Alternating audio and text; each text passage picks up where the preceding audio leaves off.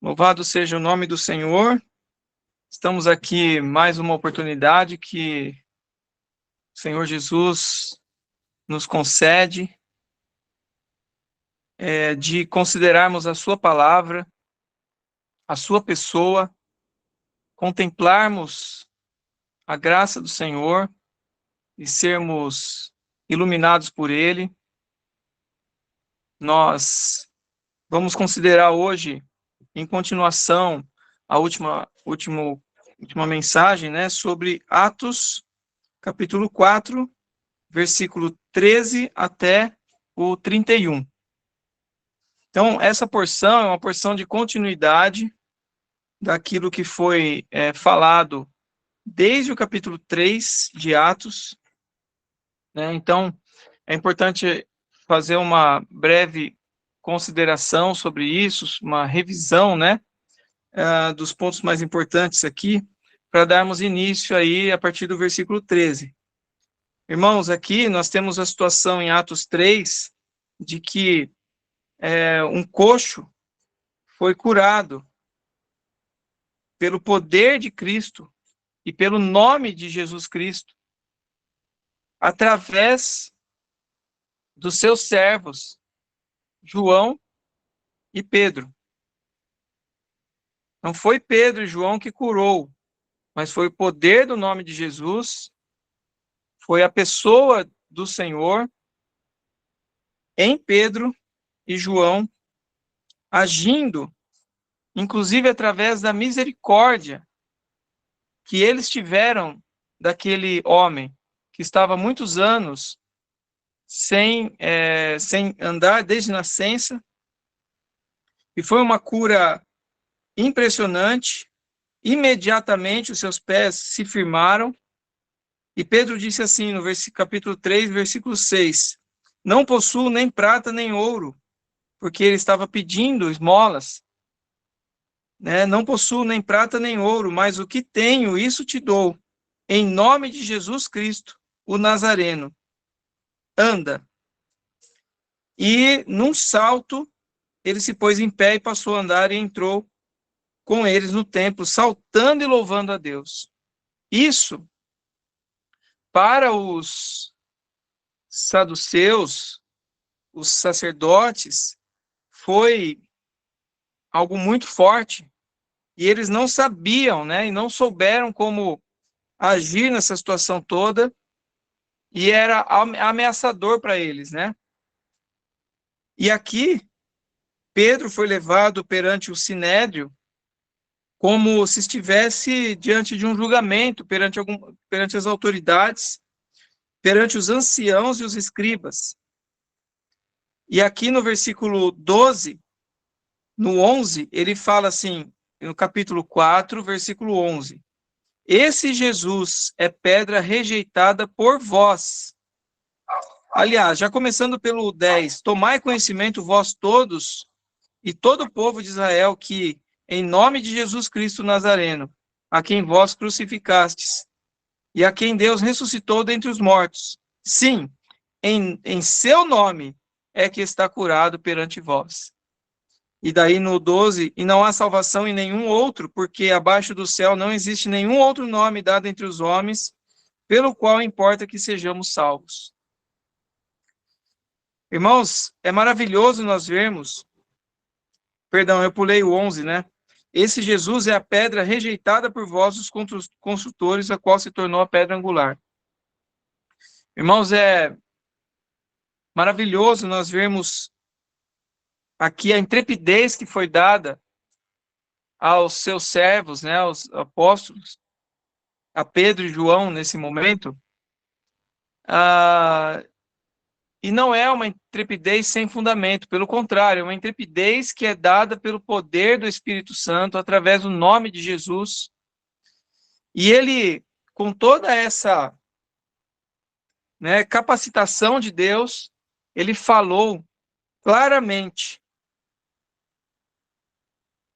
manifestando o nome do Senhor Jesus, manifestando que esse nome é o nome que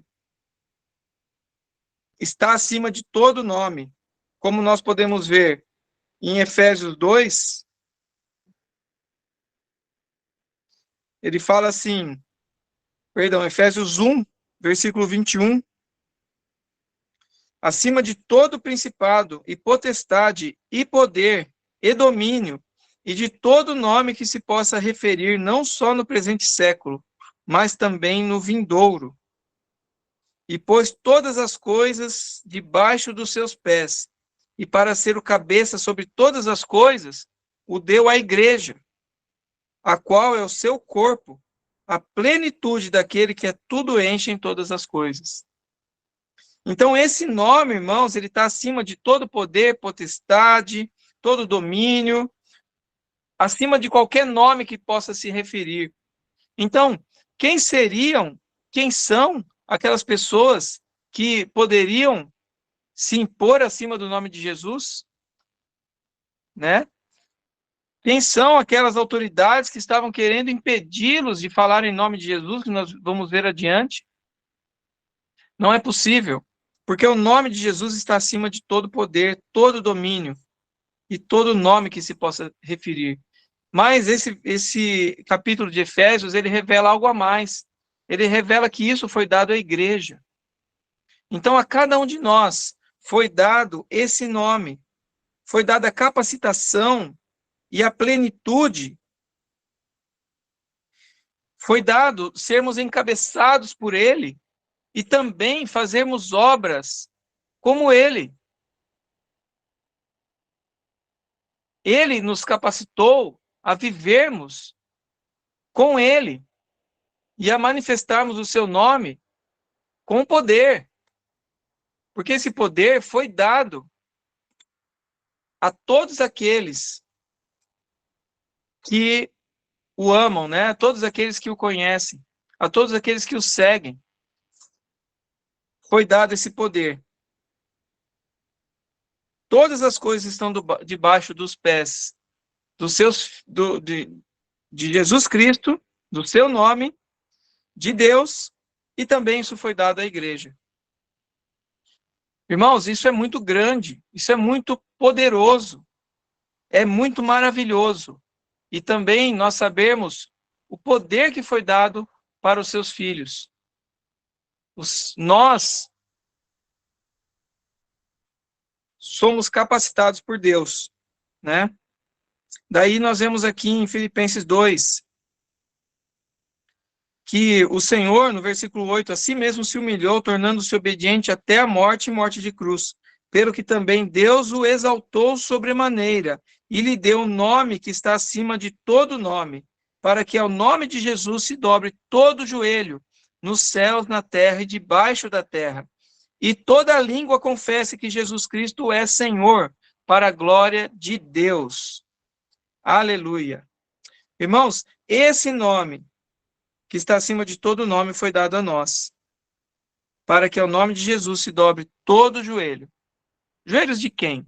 Primeiramente os nossos, em humildade, em entrega ao Senhor, vivendo em obediência a Cristo. Não é vivermos como achamos que devemos, mas vivermos em obediência à palavra, que é algo que exige de nós em muitos momentos, porque ficamos em conflitos às vezes, porque nós não queremos tomar certas atitudes, fazer certas coisas, como, por exemplo, perdoar, né? Como é difícil para muitos, né? Perdoarmos, mas o Senhor fala para perdoar, não é? Então, às vezes, as pessoas têm conflitos no meio de situações como essas. Até mesmo nós, né? Dependendo da situação, nós podemos ver o quanto nós nos humilhamos diante do Senhor. Mas, irmãos, é importante nós sabermos que esse nome foi dado a nós. E não é só o nome, mas é a pessoa de Jesus Cristo que foi dada a nós. Então, ele está conosco até a consumação do século.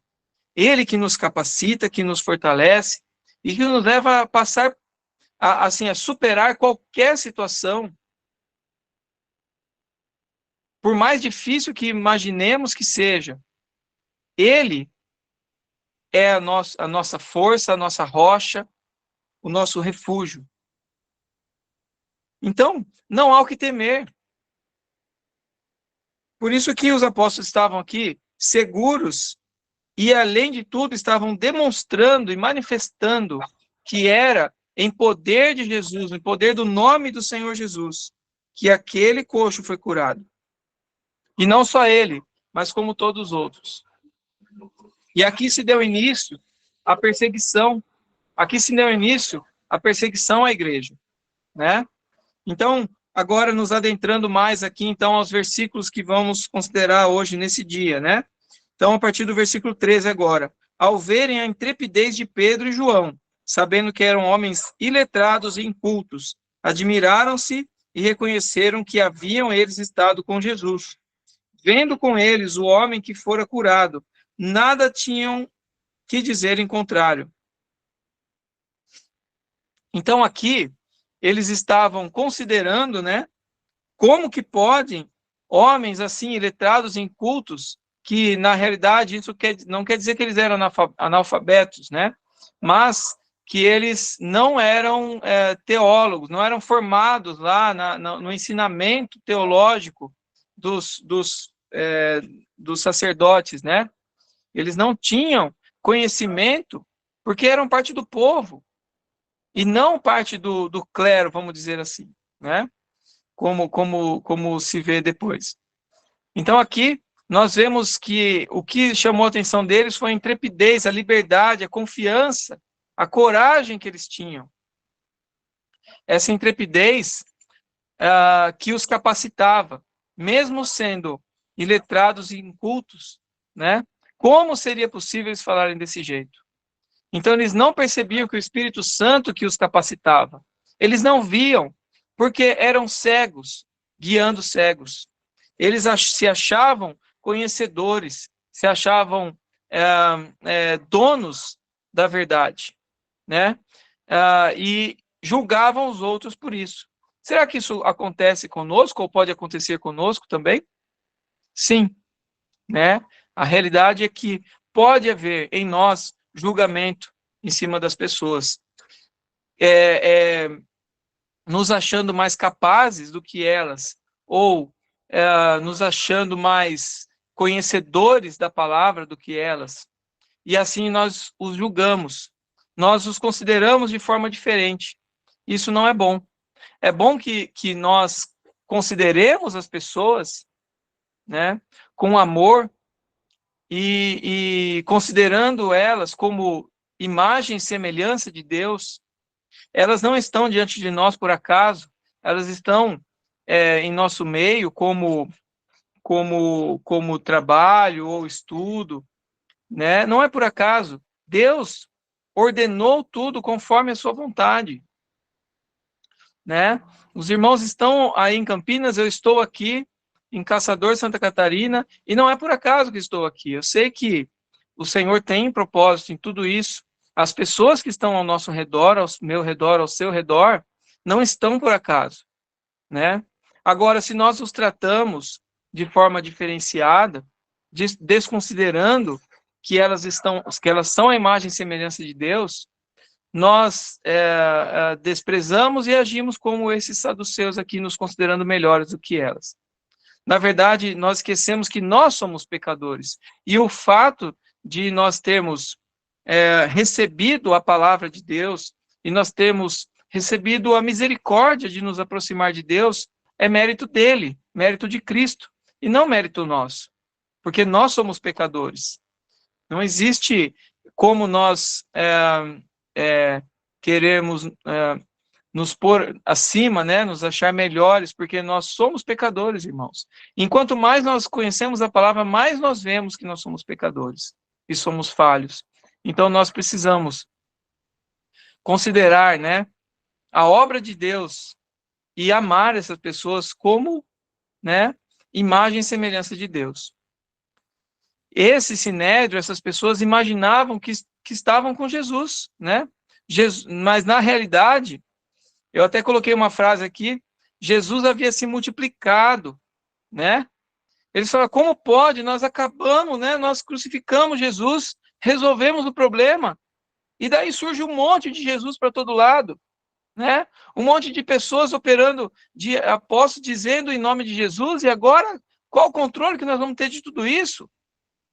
Né? Então, olha a situação que eles ficaram, né? Porque Jesus realmente havia se multiplicado, agora estava dentro de cada um, né? Então, foi um grande problema para eles. Eles achavam que estava tudo resolvido, que depois que eles fizeram tudo aquilo, todo o problema deles estava resolvido. E Pedro acusa esse mesmo tribunal, né, que haviam sentenciado Jesus à morte. Pedro estava diante deles para ser julgado, não é? Na visão deles, mas quem estava sendo julgados eram eles mesmos. Eles percebem, né, a semelhança que existe entre Jesus e os apóstolos. Eles ficavam atônitos, surpresos. Como que podia alguém falar com tanta intrepidez? Como que podia alguém falar desse jeito? É porque Jesus estava neles, né? O próprio Cristo, o próprio Deus estava neles.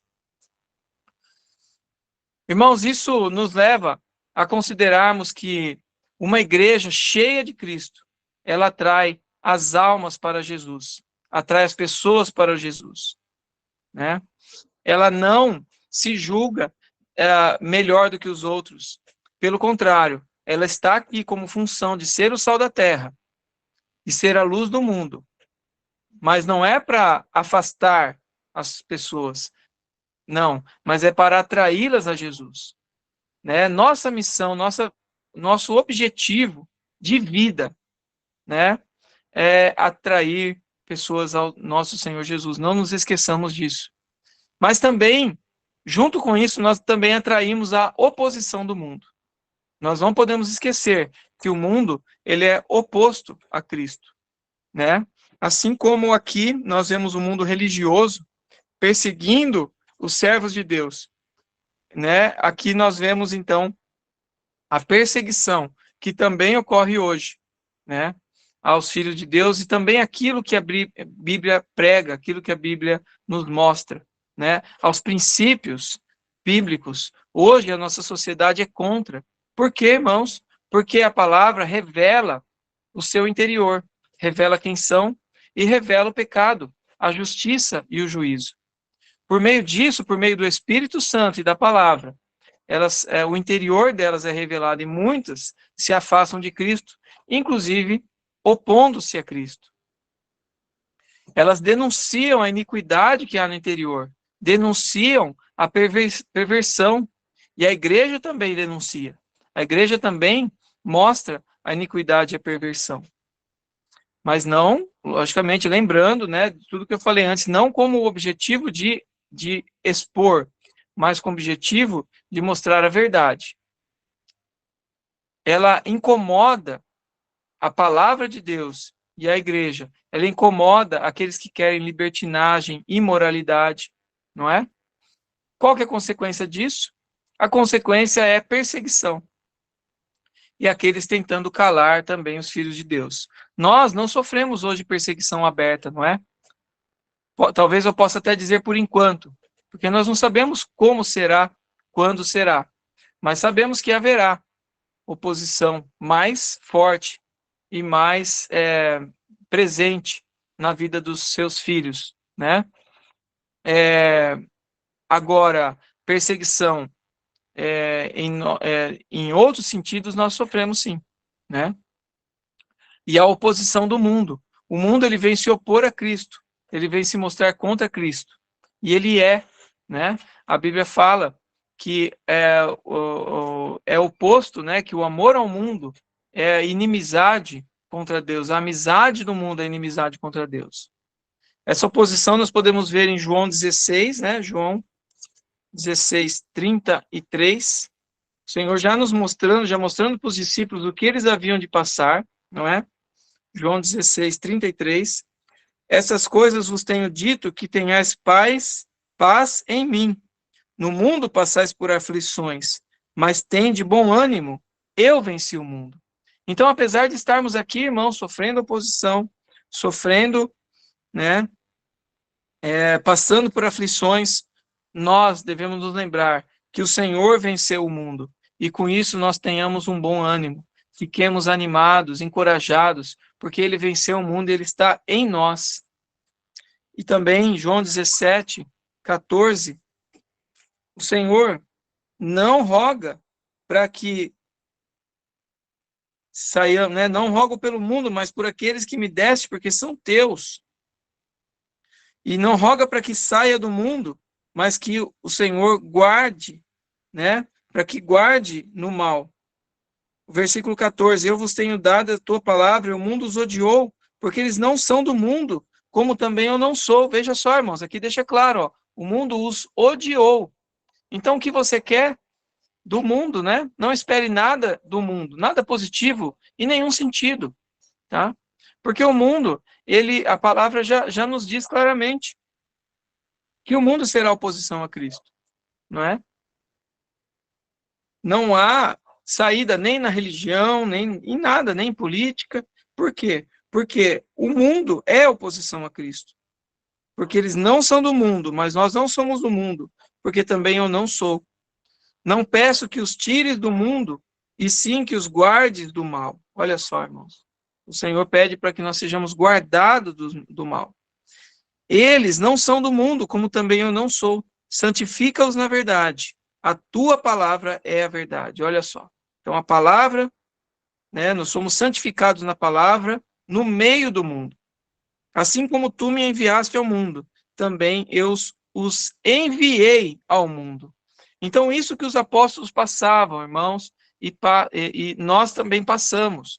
Não talvez com toda essa intensidade, mas de um modo mais velado hoje, porque a estratégia é diferente hoje, não é? Mas nós ainda sofremos oposição psicológica, sofremos oposições, às vezes, com tantas confusões que são colocadas em no que nós ouvimos, ou pensamos, né, ou é comentado. Então, isso gera confusão. Mas a palavra fala que os seus filhos não são confundidos. Nós devemos saber claramente, nós sabemos claramente a quem pertencemos, quem é o nosso Deus, onde estamos e que Ele nos colocou nesse mundo. Para quê, irmãos? Para que sejamos luz, para que sejamos sal da terra, não é? E para que manifestemos o seu nome com intrepidez, assim como os apóstolos manifestaram o nome de Cristo com intrepidez, que nós manifestemos com toda a ousadia e intrepidez, porque o Espírito de Deus está em nós e nos capacita. É em nome de Jesus que nós somos capacitados e falamos em nome de Jesus e também curamos em nome de Jesus, libertamos em nome de Jesus, lembrando que não somos nós que fazemos, mas é Cristo que faz, é o nome do Senhor Jesus que faz. E não pense, irmãos, que você não pode ser usado por Deus para curar, para libertar. Pode sim, porque o Espírito de Deus está em você. Tudo depende da sua fé e de você crer e confiar que o Espírito te capacita, porque não é você, é Cristo que faz. O importante é ter misericórdia daqueles que Deus tem misericórdia, não é? Ou seja, de todos, porque o Senhor veio para todos. Ele morreu por todos, não é? Então, nós não olharmos como às vezes nós olhamos para um mendigo, para uma pessoa aí na rua, né? Nós desprezamos, nós às vezes não damos atenção, não é? Mas aqui, olha, veja como Pedro e João agiram. Eles falaram, olha, eu não tenho prata e ouro, mas o que eu tenho, eu te dou. Irmãos, o que nós temos? Nós temos o nome do Senhor Jesus Cristo, a pessoa de Jesus Cristo. Nós temos o próprio Deus conosco. Somos, né, a expressão de Jesus Cristo em nosso viver. Então, por um lado, nós temos aqueles que sofrem oposição de Cristo, mas, por outro lado, o inimigo quer nos enganar, para que muitos, né, e nós vemos aqueles que são crentes, cristãos, mas ainda agem como amigos do mundo, não é? Nós lembremos que o nosso lado não é o lado do mundo, não é? Mas é o nome de Cristo, é a pessoa de Cristo. e aqueles que também ficam no meio do caminho, né? Não querem incomodar ninguém, né? Então, não se expõe, não manifesta o nome de Cristo. Então, o que o Senhor quer é justamente isso, que nós manifestemos o seu nome, não é? Pedro, ele pregou essa mensagem aqui, né? Essa mensagem é toda focada na pessoa de Cristo. Podemos dizer, então, uma mensagem cristocêntrica, né? Porque Cristo é o centro de toda a obra, né, de Deus. Em nome de Jesus Cristo Nazareno, a quem vós crucificastes, a quem Deus ressuscitou dentre os mortos, sim, é em seu nome que está curado perante vós. Este Jesus é pedra rejeitada por vós, os construtores, o qual se tornou a pedra angular. E não há salvação em nenhum outro, porque abaixo do céu não existe nenhum outro nome dado entre os homens, pelo qual importa que sejamos salvos. Não nos esqueçamos, irmãos, e façamos isso diariamente, manifestar o nome de Cristo. Então aqui, no versículo 13, nós vemos aqui o Sinédrio, né, os anciãos, as autoridades, olhando para Pedro e João com toda essa intrepidez, e olhando também para o coxo, que foi curado. Eles não tinham nada a dizer em contrário. Era uma prova inequívoca, uma prova que não havia como negar. Não podiam negar. Esses fatos eram públicos e notórios. E diante disso, o que eles fizeram? Versículo 15. Mandando sair do sinédrio, consultavam entre si, dizendo: que faremos com esses homens? Pois, na verdade, é manifesto a todos os habitantes de Jerusalém que um sinal notório foi feito por eles, e não podemos negar. Veja, então, eles reconheceram que não havia como negar. Mas para que não haja maior divulgação entre o povo, ameacemo-los para não mais falarem deste nome qualquer que seja. Então, a estratégia deles era: vamos ameaçar, para ver se eles param de falar nesse nome. Chamando-os, ordenaram-lhes que absolutamente não falassem nem ensinassem em nome de Jesus. Aí ficou sério, não é? Porque se você só ameaça, é uma coisa. Agora, se você fala, né, que absolutamente não falem nem ensinem em nome de Jesus, você entrou em conflito com a palavra de Deus. Então, o temor dos membros do concílio aqui era o quê? A expansão do cristianismo, né? E isso tudo crescesse. Imagina, agora Cristo estava dentro desses homens, né? Agindo por meio deles. O medo que eles tinham aí que fosse dominado o mundo com tudo isso, não é? E não tinha como impedir, né? Porque a pessoa de Cristo já estava dentro deles e dentro de cada um de nós. Que maravilha, não é? Não havia meios também, que eles não tinham meios para incriminar, então eles ameaçavam. Qual foi a resposta dos discípulos? Ainda com grande intrepidez. Pedro e João lhes respondeu: julgai se é justo diante de Deus ouvir-vos antes a vós outros do que a Deus? Puxa vida. Então agora você tem um conflito, porque você tem sacerdotes, tem o sinédrio, tem autoridades, anciãos, escribas, todos falando assim e ameaçando: olha, você não pode falar em nome de Jesus Cristo. E Deus, né, falando para eles: falem em nome de Jesus Cristo. A palavra de Deus e aquilo que Jesus falou para manifestar, para curar, para fazer discípulos em toda a terra. O Senhor disse tudo isso para eles. E agora entrou em conflito. A resposta deles foi simples. Para eles não havia conflito. O conflito era o que foi colocado pelo sinédrio aqui. Mas no coração deles não havia conflito. Estava claro. Não, nós não vamos obedecer vocês, né? Então, a obediência a Deus foi colocada em jogo. Eles deveriam obedecer ou ao sinédrio, os anciãos, as autoridades, ou obedeceriam a Deus. Então, foi colocado em jogo por meio de um conflito. Mas Deus está acima de todo e qualquer sistema religioso ou político.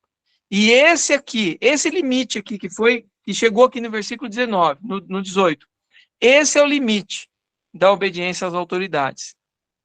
A igreja não pode obedecer às ordens no sentido de renunciar à sua atividade mais característica. Qual que é? O testemunho do Senhor ressurreto. Não pode. Né? O testemunho do Senhor, embora deva pagar o preço da sua recusa pelo silêncio. Ou seja, nós, se ficarmos silentes, se não falarmos em nome de Cristo, e se nós negarmos o nome do Senhor, haverá um preço por isso. Agora, se falarmos em nome dele, isso, né, daí nós não devemos temer. Por quê? Estamos obedecendo a Cristo. A autoridade de Deus está acima de toda a autoridade dos homens. Quando uma autoridade humana torna-se absolutista, nós precisamos desobedecê-la. Pois é, mas como assim? Romanos 13 fala para obedecermos às autoridades, mas existe um limite, não é? Isso, irmãos, é bom que fique bem claro para nós, porque nós vemos servos, ainda hoje, mas principalmente servos no passado, né? Na Idade Média, muitos foram mortos em nome de Cristo, porque foi colocado em jogo, olha, você não vai falar em nome de Cristo, você deve negar Cristo, senão você morre. E aí? Né? Qual seria a nossa posição nisso? Então é importante nós considerarmos tudo isso diante do Senhor, não é? Para os discípulos aqui, para os apóstolos, era claro, eles não iriam obedecer. Não havia nem possibilidade de considerar isso, porque eles sabiam que deveriam obedecer a Cristo. E aí, um pouco mais à frente, nós vemos aí um outro que depois vai ser falado, né? De Atos 5:38, uma outra perseguição, uma outra situação que surgiu. Nós vemos aqui Gamaliel falando, né? Sobre a prisão dos apóstolos também. E Gamaliel falou assim, Atos 5:38, agora vos digo, dai de mão a esses homens, deixai-os, porque se este conselho ou esta obra vem de homens, perecerá.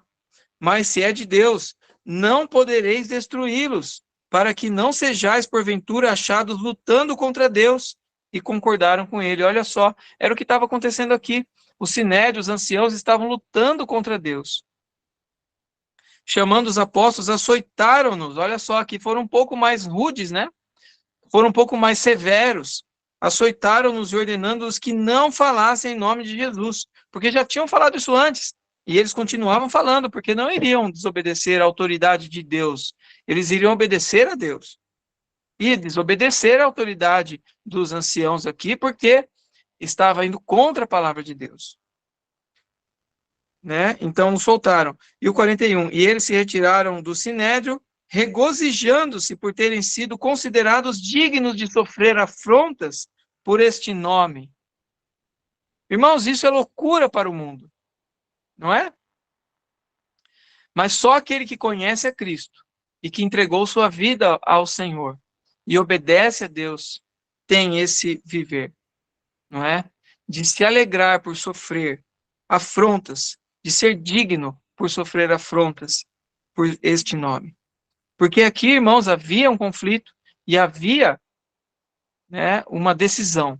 Eu vou obedecer aos homens ou vou obedecer a Deus? E o que acontecia? A consequência? Todos os dias no templo, de casa em casa, não cessavam de ensinar e pregar a Jesus, o Cristo. Maravilhoso, irmãos. Então, veja só, hoje nós não sofremos perseguições dessa forma, não é? Mas será que nós estamos todo dia manifestando e pregando o nome de Cristo? Será que haverá necessidade de sofrermos perseguição física para começarmos a fazer isso? Irmãos, que não seja necessário, que nós aproveitemos a oportunidade que hoje nós temos, essa liberdade de falar em nome de Cristo, que falemos mais abundantemente. Não fiquemos temerosos por falar, por invadir a vida das pessoas, não é? Irmãos, eles já nos invadem com tantas coisas. O mundo já invade nossa vida, já vem com músicas e coisas, né? Você às vezes está no carro lá dirigindo e você ouve um carro do lado com aquela música enorme, com som altíssimo, não é? E você tem que ficar ouvindo aquelas coisas, não é? E será que eles estão preocupados em invadir a vida da outra pessoa com aquele monte de palavra inútil? Não é? Não estão. Agora, nós que temos a Cristo, que temos a palavra de Cristo, vamos ficar preocupados ou envergonhados? Não, irmãos. Pelo contrário, né, falemos a palavra de Cristo. Lógico, aproveitando as oportunidades que o próprio Senhor nos dá. Fiquemos atentos ao dia a dia e demos atenção às pessoas. Se um pouco né, se ouvirmos as pessoas, Deus já nos dará oportunidades, não é? Só de nós nos dispormos a ouvir e a conversar, sem julgar, mas que possamos ser, né, usados por Deus nesses momentos para mostrar, para expressar a vida de Cristo. Daí eu li sobre uma jovem cristã, né, aqui, que foi martirizada no século III, e quando o carrasco dela, ela chama Perpétua, né, quando o carrasco dela estava intimidando ela na arena de morte, ela disse para ele: viva, eu te vencerei, e na morte te vencerei mais ainda. Na vida eu vou te vencer, e na minha morte eu vou vencer você mais ainda. Isso ela falou para o carrasco, né? Porque nessa situação ela estava sendo firme, né, em manifestar, em dar testemunho de Cristo. E ela morreu como testemunha, como mártir. Nas horas de perigo, irmãos, o diabo vem negociar conosco, oferecendo saídas para nós não sermos prejudicados. Essa daqui foi uma saída que foi oferecida para os discípulos, para os apóstolos. Olha, calma aí, ó, seguinte, se você não falar do nome de Jesus, nós vamos deixar vocês tranquilos, vocês vão viver bem, vão viver a vida de vocês, constrói sua família, a gente até te dá uma ajuda financeira se precisar, né? Não falaram isso, mas podiam falar, né? Eles queriam que ficassem quietinhos, né? Tranquilos, não vem aqui, só não fala o nome de Jesus, a gente libera vocês. Então isso, irmãos, é uma saída que muitas vezes o inimigo vem oferecer, né? E hoje talvez ele ofereça de forma diferente, né? Trazendo tantas distrações, tantas coisas, tantas confusões, e tentando nos desviar para que não sejamos prejudicados, em falar, olha, só para você não ser prejudicado nisso aqui, ó, não precisa ser tanto, né?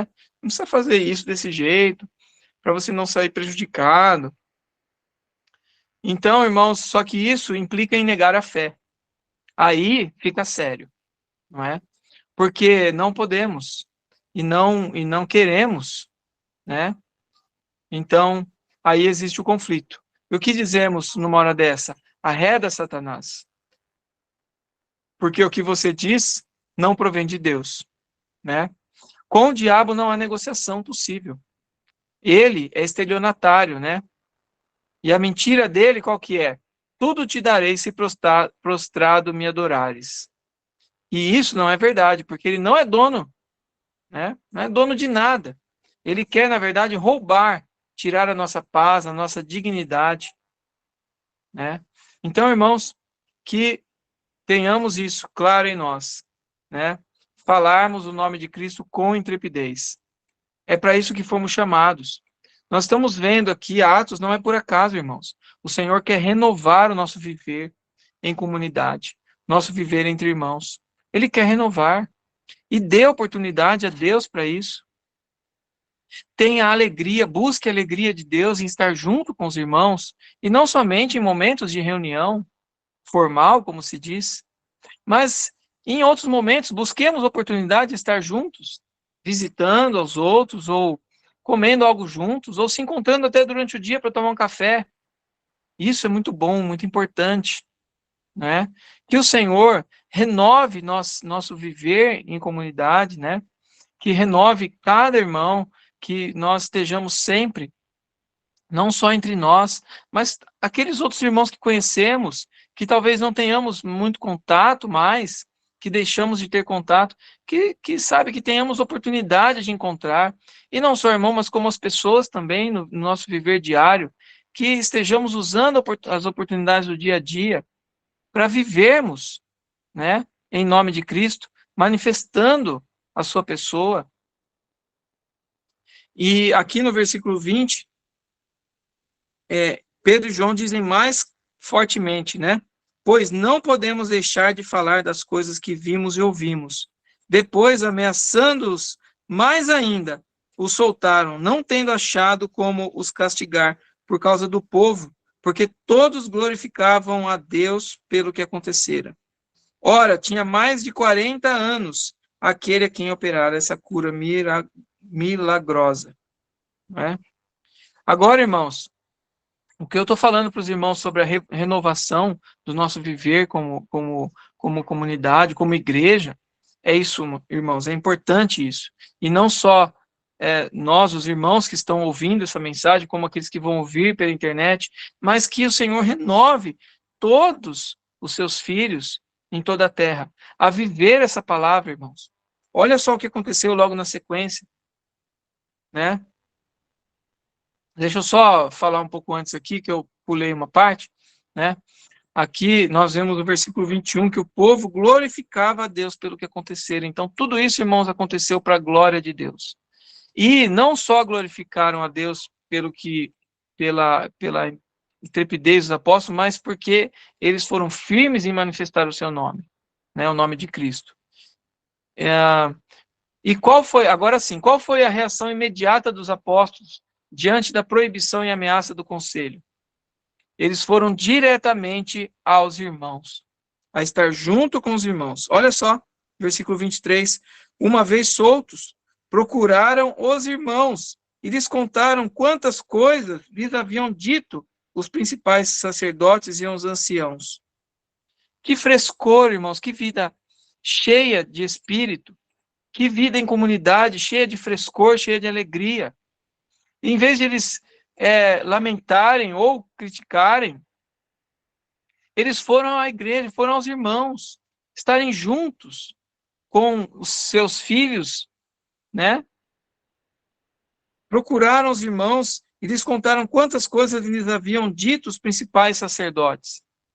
Uma igreja, uma assembleia cheia de espírito, ao ser perseguida, ela triunfa sobre as adversidades. Como que ela triunfa? Através da oração. O que eles fizeram? Ficaram lá pensando ou ficaram com medo? Não. Lembra que antes os discípulos estavam com medo dos gentios? Mas agora não. Agora eles foram capacitados pelo Espírito de Deus. E eles sabiam que o único caminho era a oração. Versículo 24. Ouvindo isto, unânimes, levantaram a voz a Deus e disseram: Tu, soberano Senhor, que fizeste o céu, a terra, o mar e tudo que neles há, que disseste por intermédio do Espírito Santo, por boca de Davi, nosso pai, teu servo. Por que se enfureceram os gentios e os povos imaginaram coisas vãs? Levantaram-se os reis da terra, e as autoridades ajuntaram-se a uma contra o Senhor e contra o seu ungido. Porque verdadeiramente se ajuntaram nessa cidade contra o teu santo servo Jesus, o qual ungiste, Herodes e Pôncio Pilatos, com gentios e gente de Israel, para fazer tudo o que a tua mão e o teu propósito predeterminaram. Agora, Senhor, olha para as suas ameaças e concede aos teus servos livramento. É isso que está escrito aqui. Concede a teus servos que sejam livres de perseguição. Concede a teus servos que sejam livres de sofrimento, porque é muito difícil esse sofrimento que eu estou passando. É isso que eles oraram? Não, né? Eles oraram assim: concede aos seus servos que anunciem com toda a intrepidez a tua palavra. Olha, irmãos, estava orando por intrepidez para anunciar a palavra. E além disso, orando para que o Senhor estendesse as mãos para fazer curas, sinais e prodígios por intermédio do nome do seu santo servo Jesus. Tendo eles orado, tremeu o lugar onde estavam reunidos. Todos ficaram cheios do Espírito Santo e com intrepidez anunciavam a palavra de Deus. Puxa, maravilhoso. Aqui nós temos muito que aprender com o viver, né, da igreja inicial, né, no início. Eles trouxeram à mente, primeiro, trouxeram na oração a soberania de Deus. Né? Quando ele fala aqui no versículo 24, Tu, soberano Senhor. A igreja se dirigiu a Deus como soberano Senhor. A palavra é déspota, que é alguém, que é o controle poderoso exercido por Deus, que ele refere-se a esse controle que Deus tem sobre todas as coisas como soberano.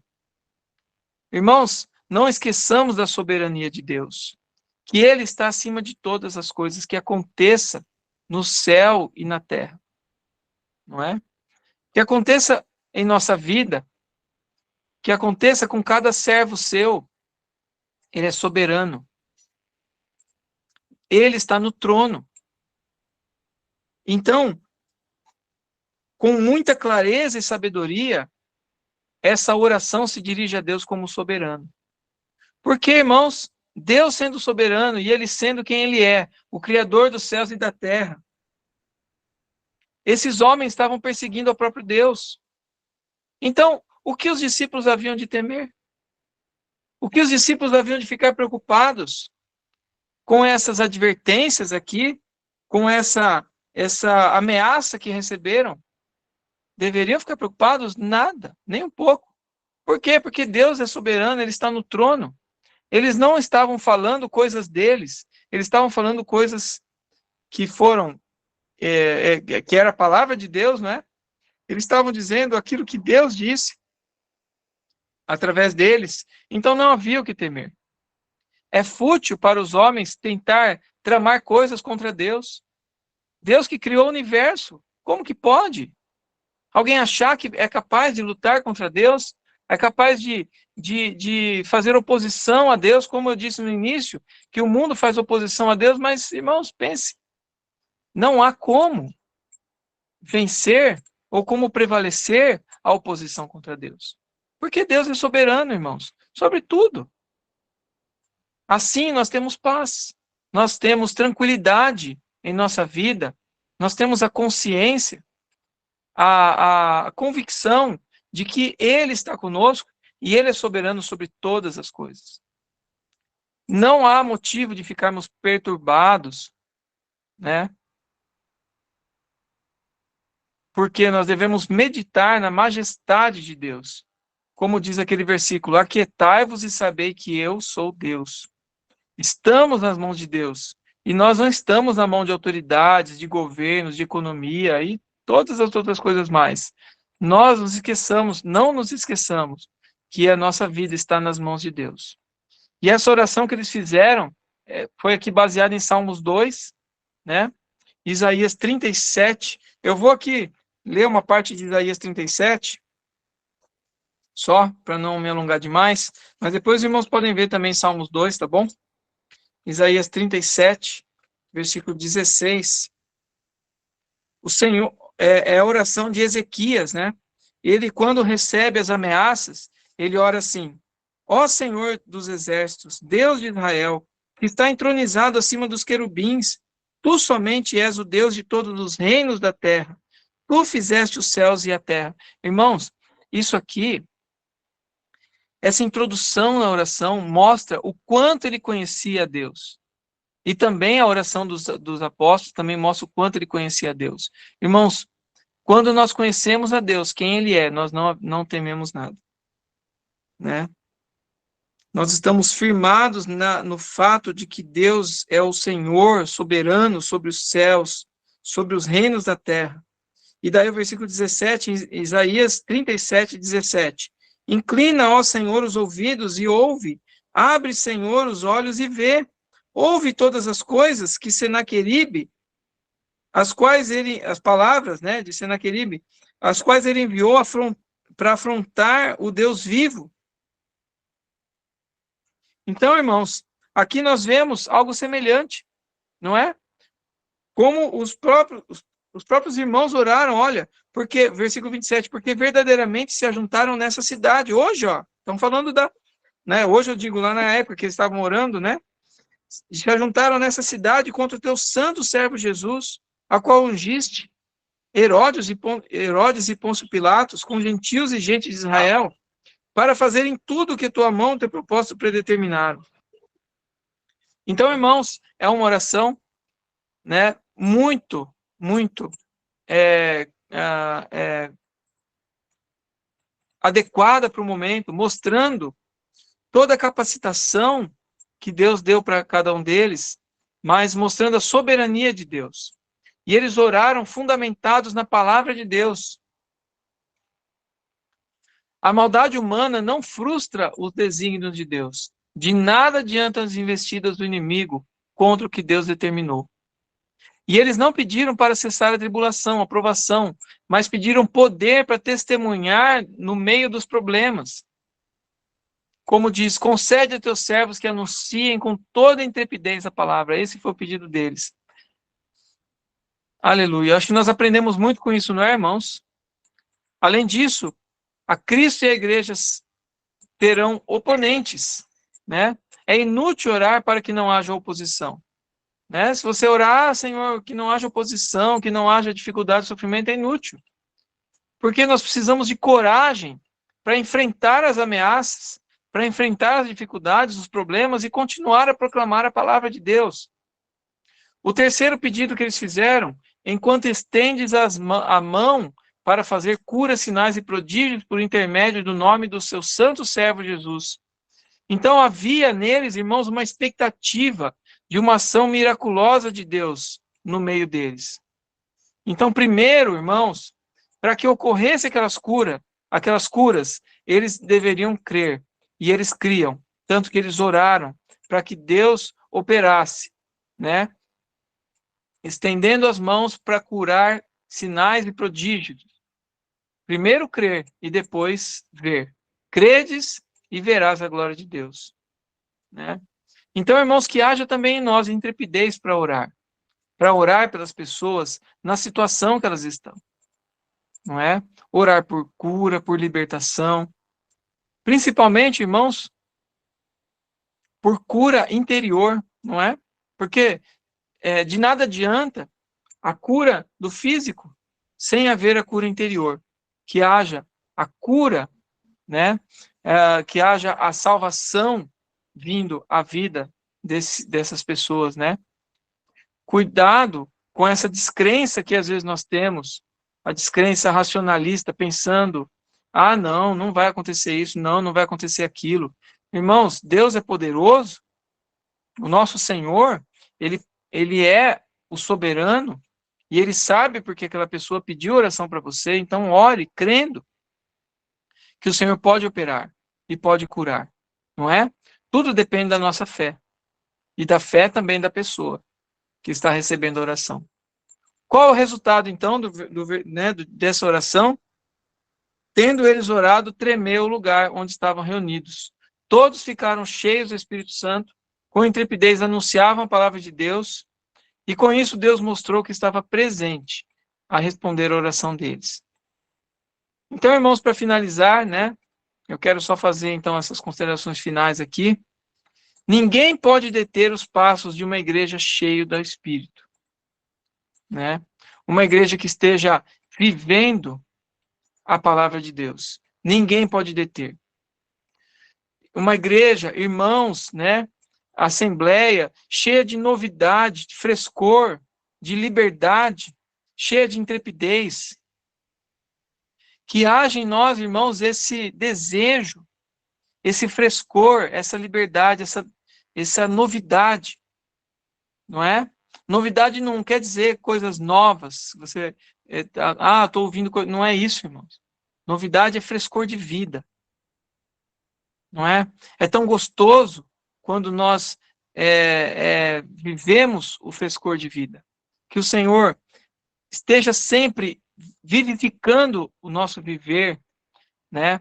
Em comunhão com os irmãos, que tenhamos esse desejo, esse frescor de falar a palavra de Cristo, falar aquilo que o Senhor tem falado a você, né? Dar testemunho daquilo que Deus tem operado em sua vida, através da palavra, dar testemunho de uma porção que você ganhou da palavra, que haja essa liberdade, irmãos, e esse frescor, que haja dedicação nossa também, irmãos, intensidade. Veja só, aqui em Atos, quando nós vemos o quê? Intensidade.